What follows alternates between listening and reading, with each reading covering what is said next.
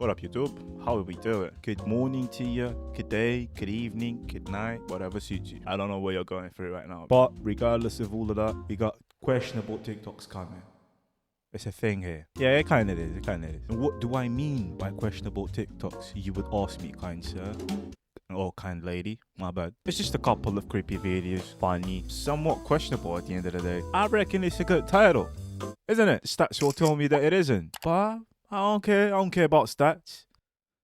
As always, I got Ziva behind me, just doing her thing. I'm not gonna question her anymore. I'm not gonna tell her to get out of frame. She doesn't understand. And I'm kind of wasting my time here. That's kind of her spot, so I'm the dickhead for trying to get her out of it. Let's just leave her there. Don't mind her. Don't pay attention. If for some reason you start seeing some weird movements behind me, it's not a ghost. It's my dog. Let's get into the video though. Oh, can someone, please, just one of you, just blink already. The White House has just announced that China will now be facing a 245% tariff as a result of their retaliations against the US. And one of those, you may ask, well, China's ordered all their airlines to stop future Boeing deliveries and banned the purchase of US aircraft parts, which, keep in mind, is one of America's biggest exports. On top of that, Hong Kong has suspended postal services to the US, meaning they are now refusing to handle any packages coming from or going to the United States. And then, for the biggest blow, China has now paused the exports of 7 critical rare earth minerals. That is significant because these rare earth minerals are essential for making so many things, like smartphones, cars, and even weapons like drones and missiles. And why that's such a big deal is because China holds a near monopoly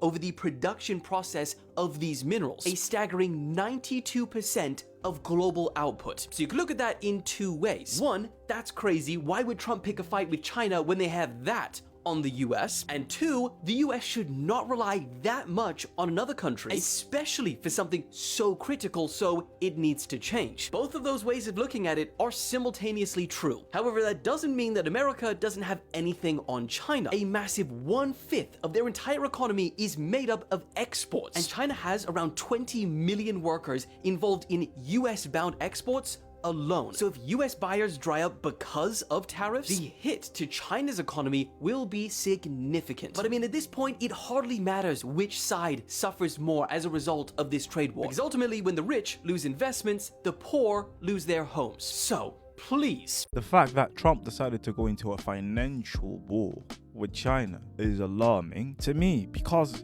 isn't he supposed to be a good businessman? Right now, it doesn't seem like it. Because you know China's record, they don't usually just bow down to stuff like this. I mean, you guys went to war before. So you would think, even if Trump is the president of the United States, you would think that people have to give the advice to him. And no one told him that this isn't the right move? Or did he just disregard all of their opinions and just moved on and did his own thing? This is beyond me though, because the fact that China can just come here and say, listen, we're not going to give you guys minerals now, so all of your companies are going to take a toll. Because when it comes to manufacturing products, every company needs resources, needs materials. And if we're being honest, 92% is wild. I know, we all know that a lot of stuff comes from China, comes from Asia, but 92% is wild. I mean, we try to focus on not letting companies turn into monopolies, but I guess we forgot about countries. Lady Gaga's performance at Coachella was so dark, it is literally making news headlines.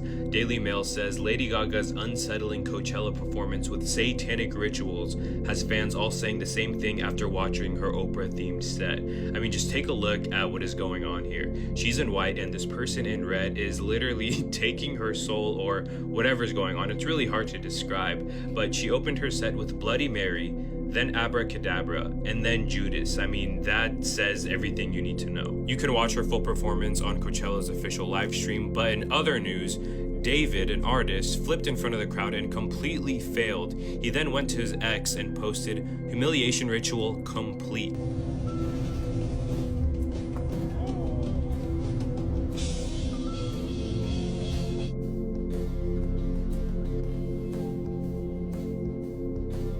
And last but not least, Travis Scott's set decoration was people literally hanging upside down and floating around. I mean, have we not learned anything? I mean, I wasn't expecting anything different from Lady Gaga, but he's that guy. Oh, the way he just hit his head, it was wild. But the choice of words there, taking her soul, it did look like she was getting back shots.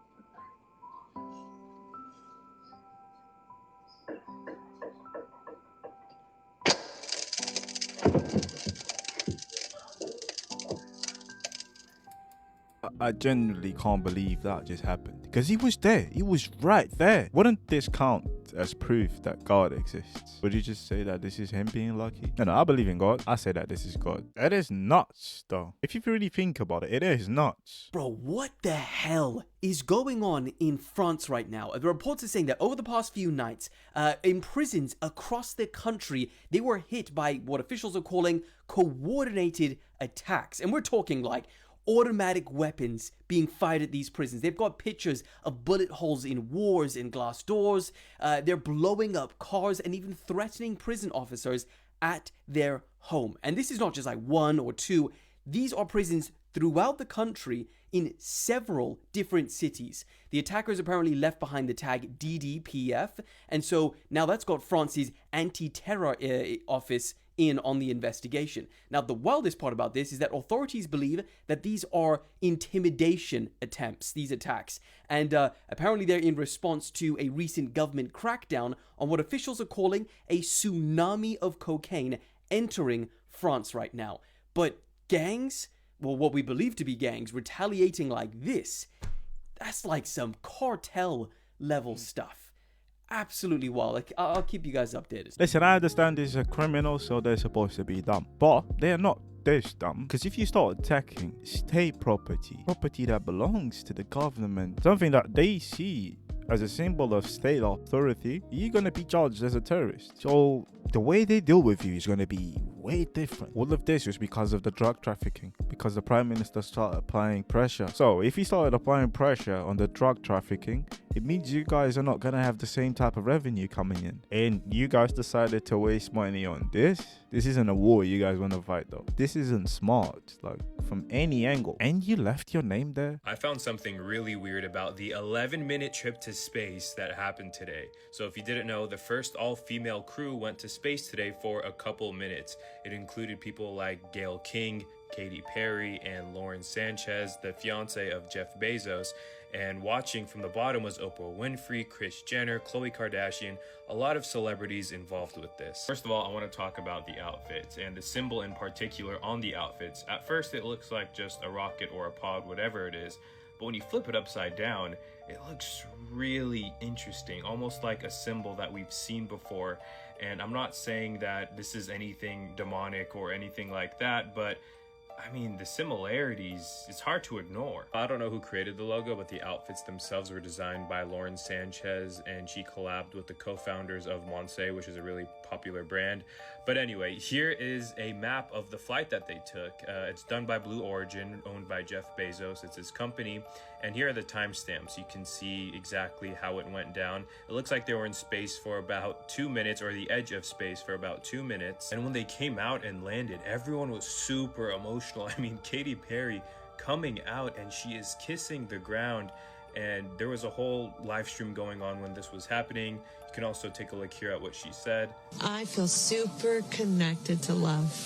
So connected to love. I think this experience has shown me you never know how much love is inside of you, like how much love you have to give and how loved you are until the day you launch. The fuck was that? What? Oh, why? Why would this be a thing? I mean, you had women there before. I guess, yeah, you had guys, a whole male crew there before, but it's just because, I guess if you go to war, if you're gonna die, you would want the men to go first. Just save the women and the children. That's like a known thing everywhere. And did they really went there? People are saying that they don't believe that they actually went to space, but space isn't that hard to get to. What was she on about? That after you launch is when you feel loved and what are you saying? Like, loved by whom? Like, you don't even know these people you went on a trip with. If you told me like I went to space with my family or someone I love, whatever, well, yeah, okay, I guess it will be an experience for the both of you. And then you'd be like, yeah, maybe I felt love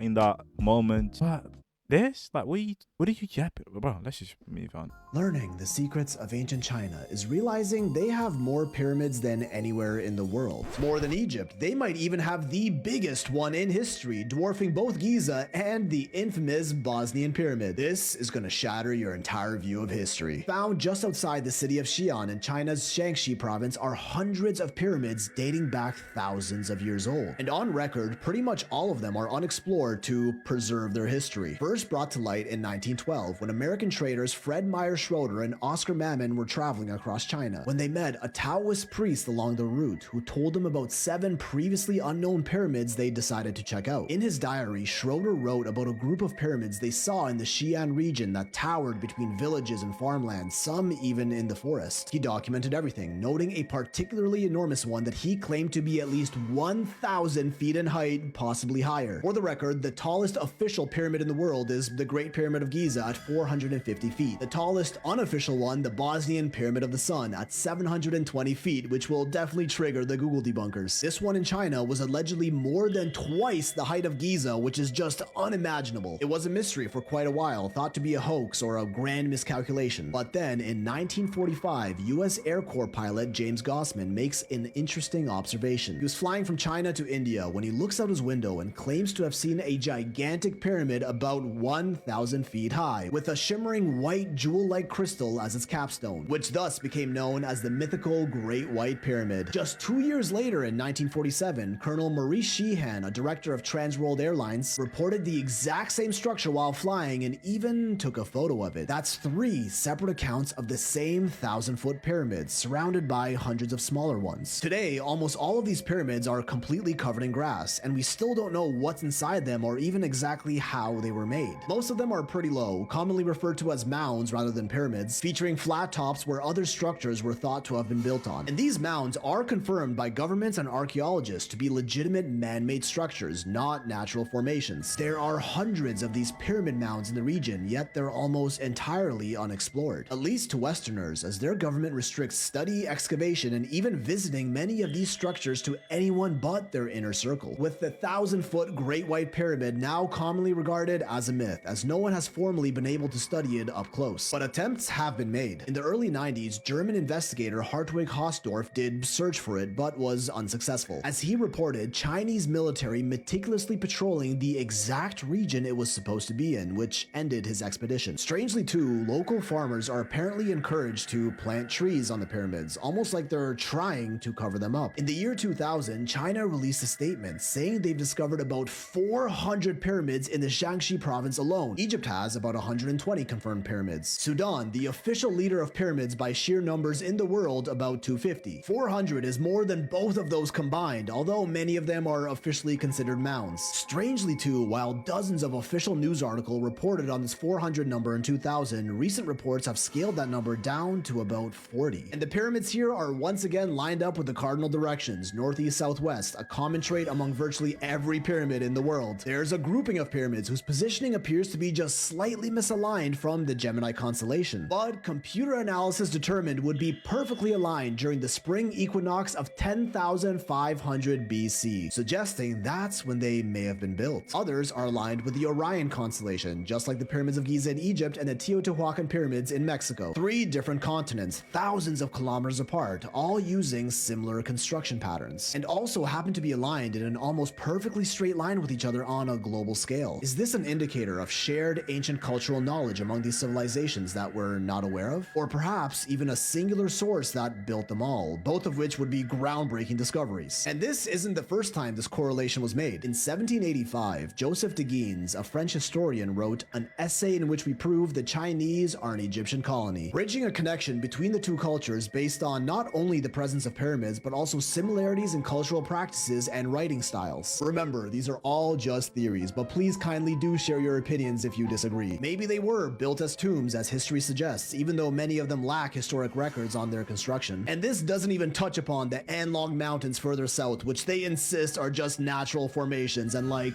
okay buddy. And the problem is, with their country's restrictions, we can't even go in and study the pyramids of Xi'an ourselves if we wanted to. So much of our world's history is guarded by the red tape of the governments whose countries these sites are found in. Everything we claim to know is simply just what they allow to be made public. If there ever was some previous advanced civilization that existed here tens, even hundreds of thousands of years ago that got wiped away by some worldwide cataclysm, do you really think those in charge would let that information go public and risk losing all their power in the worldwide panic that would follow? Like, if it happened to them, who were allegedly more advanced than us, then what's stopping it from happening again to us? I mean, of course, the Chinese already figured out they made the pyramids, why they're there, and they're just over it. They don't care. They're like, we don't want the tourists to come to our country. We don't want scammers over here. Like, like they got in Egypt. Nah, I'm joking. And they say, well, we got pyramids everywhere. Yeah, of course. If you really think about it and go by the books, what they taught us in school, there was the Pangea, right? We were all connected. You can tell if you look at the globe. But that being said, of course, it's going to be pyramids everywhere.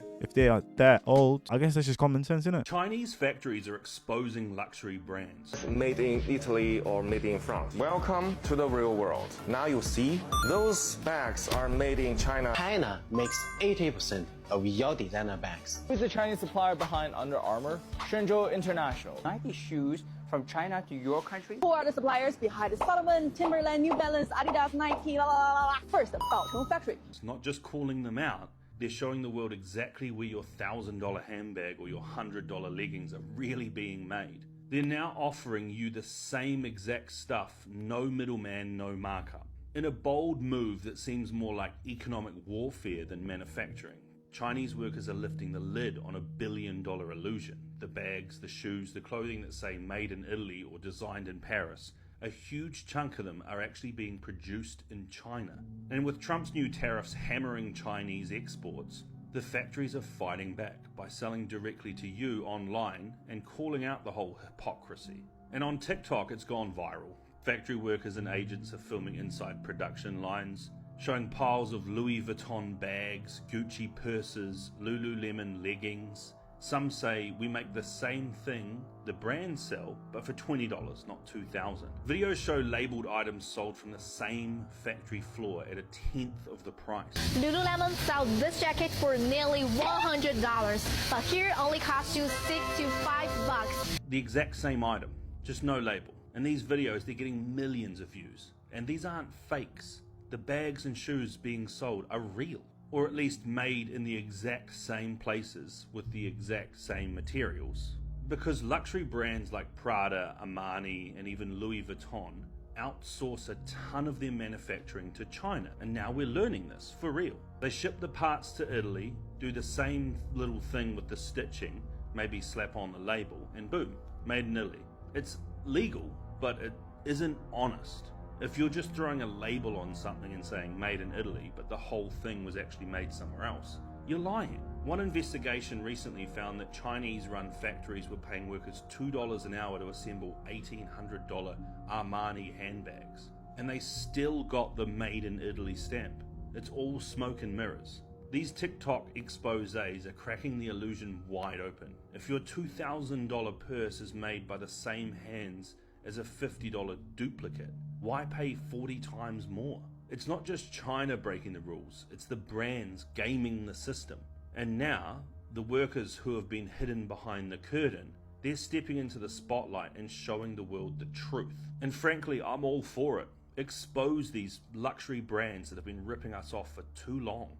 The world's factory is speaking, and the message is clear. You've been paying for a label, not the labor. And in this new global economy, the label might not be worth that much anymore. I mean, this kind of was a known thing. No one thinks that a bag costs like 10k or 5k to be made. Why would that be a thing? And it's not like it's just a one thing. It was actually mass production, so it's not like there's 20 in the world and you got one. There's a friend of mine who says, I won't buy it for fake or for replicas. You know, these brands are just trying to make money, so they are gonna go to China, buy the product there because it's cheaper.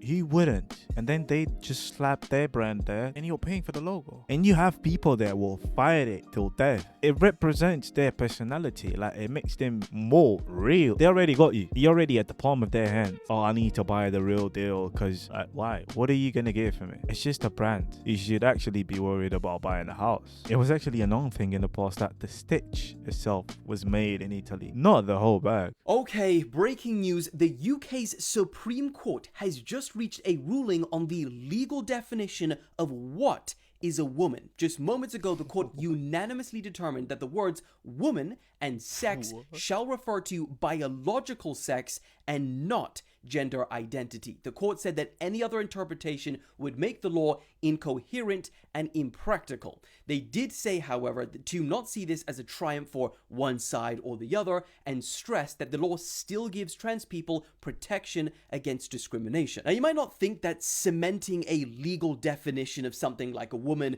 would change much, but this could actually influence broad-ranging policies that we all experience in our day-to-day life, like sports participation, prison placements, bathroom access, single-sex changing rooms, healthcare rights, rules at school, policies at work, and the list goes on. But ultimately, what do you guys think? Do you agree with the UK Supreme Court ruling or not? I mean, yeah, it's good. It's amazing because it's supreme law. So you can't go around it. And it just tackles the issue at the root of it. Can't just make arguments in other circumstances and being like, well, I'm a woman, I identify as a woman, so I can go and enjoy the space that a woman should enjoy. And then you'd have cases like we've been having for the past years. Like, you can't tackle the issue that's in front of you, a man trying to do something that he shouldn't be doing, or it should be reserved to women, but you can't tackle that. You have to go around it, the semantics, like, because you don't want to impose yourself and you don't want to violate their rights, so you kind of have to go around and then be like, okay, I see that you're not a woman, but I can't actually tell you that you're not a woman, because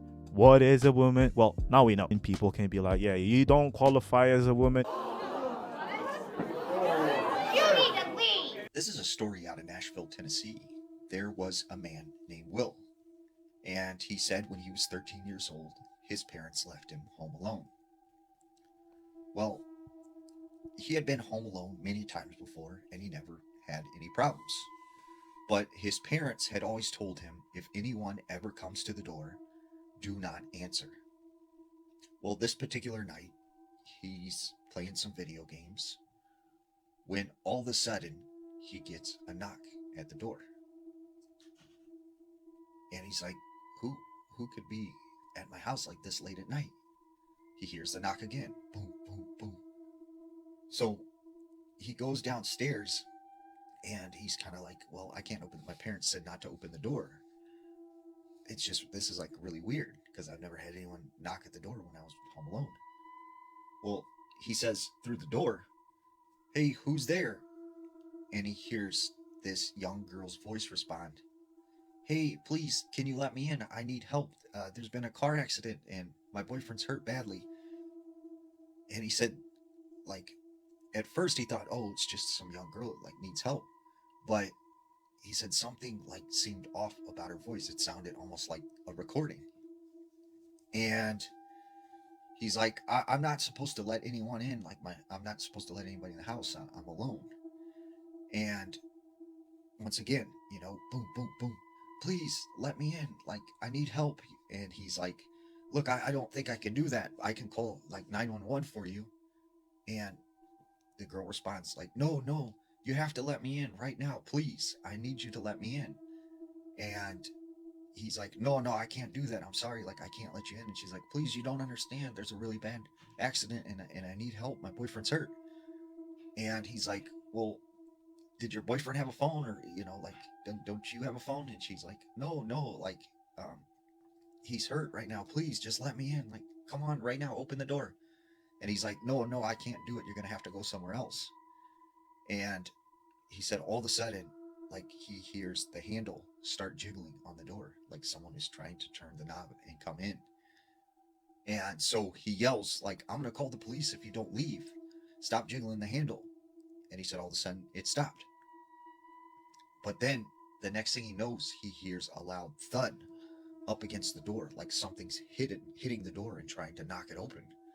So he runs off immediately and he grabs a phone and he calls 911. They tell him to go hide in the closet and wait till the police get there. Well, he hears this thudding sound, you know, like it's getting louder and louder. It's hitting the door really, really hard. And then finally he hears police sirens. So he hears a knock at the door again. And this time it's the police. And they're like, we're outside. And he sees the police lights and everything. So he opens the door. And they're like, what's wrong? And then he's like, there was a girl at my door and she said there's been an accident. She needed help. And the police are like, we need you to come outside for a second. And he's like, okay. And he comes out the front door and they go, do you mind telling us how this got here? And on the bottom of the porch was a corpse, and it was wearing like a dress, and you could see it had longer hair and looked kind of like a decaying young girl. And he's like, I don't know, like there was just a girl at my door and stuff. And so the police are like questioning him, trying to figure out like what's going on. Well, eventually they figured out that this body came from the cemetery, and somehow the grave was dug up, and it had managed to somehow get on his porch. And he said the weird thing was that on the door were scratch marks, like someone had been scratching at the door. Kid felt from the get-go. Your mom and your dad told you, do you not enter the door? Don't reply. Why are you asking questions? Huh? Silence. I knew this. From a young age. I knew this. Maybe it was a weirdo who dug the corpses out of the cemetery, and then afterwards just went to his house with a recording of a girl and the corpse, thinking that if they look through the peephole, they would be like, oh, that's just a girl. But I'll tell you a story that I had when I was a kid, and something similar happened to me. Well, I used to stay by myself at home because my mom was doing uni at the time. She would go to late classes, like night classes, so I would stay alone. And not one time, it happened a couple of times, but that time I got scared shitless. So yeah, that day though, I was hearing a lot of noises, and there was construction going on my street, and they had scaffolding, and I was like, oh, I'm not gonna stay here. I just opened the window, I jumped off, and I just stood in the scaffolding waiting for my mom, because I was like, there's weird noises going on in my house. I won't stay here. I'm not gonna stay here. And I just stayed in the scaffolding for like an hour, I think. I just stayed there waiting for my mom. But yeah, with that being said, I appreciate you guys for being here. Y'all have a good day though.